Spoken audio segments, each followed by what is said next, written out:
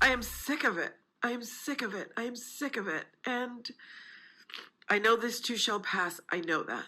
But we got to get back to humanity. We got to get back to loving one another. We got to get back to looking out for one another.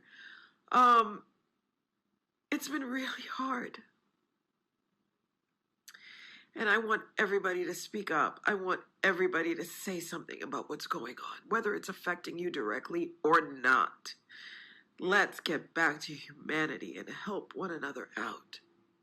Welcome back to the show, everyone. I'm now joined by my friends, reality TV junkie Amanda Hirsch and comedian Remy Casimir. I'm so excited to have you both here. First time for both of you. We just saw that emotional clip from Garcelle. I'm assuming you both saw it and watched it. I mean, Garcelle has just been incredible with everything she does. I obviously love her on Beverly Hills, but what are your thoughts on everything going on and how Garcelle handled it? Remy, what do you think? I think Garcelle's amazing, and like, how lucky is it that Beverly Hills has a Black woman on this season to respond?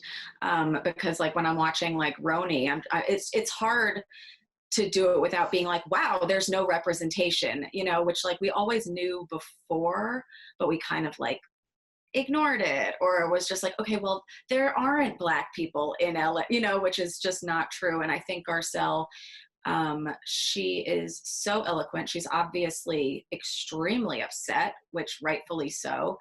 And yeah, I love hearing any of the housewives using their privilege, whether it's they grew up with money or they're famous or they married, whatever, using that platform to really spread good and change and social justice.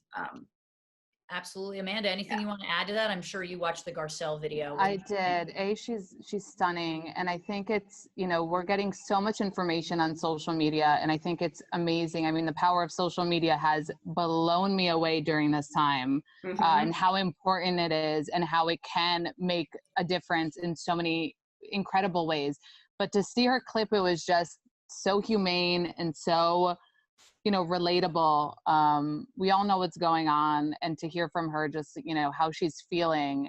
I mean, everyone can feel that in their heart and understand where she's coming from. So yeah, when she said, like, she was like, I'm exhausted and like, I don't want to feel like this, but like, I think that is a really important part in the process, that like, while you're fighting for rights, you will get exhausted. And a lot of my friends who have been protesting and have been reading a lot of stuff, like, it is exhausting work, so that you do have to give yourself that downtime to like re-energize and, you know, remind yourself why this is worth doing, and taking care of yourself so that you can go out there and like lead the charge again. Right. Yeah. I think mental health, especially, and just taking time to listen to other people while you're still fighting for the good fight is really important. So well said, both of you, on that. Now, it's really heavy what's going on, as we just discussed, but I kind of want to switch gears a little bit.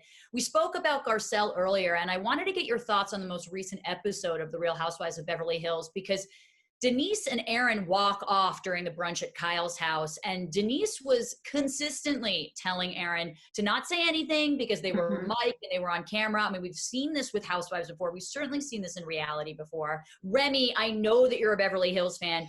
Did you hear that as well? Like, what did you think of them walking off? Were you shocked? Like, what's going on with Denise and Aaron?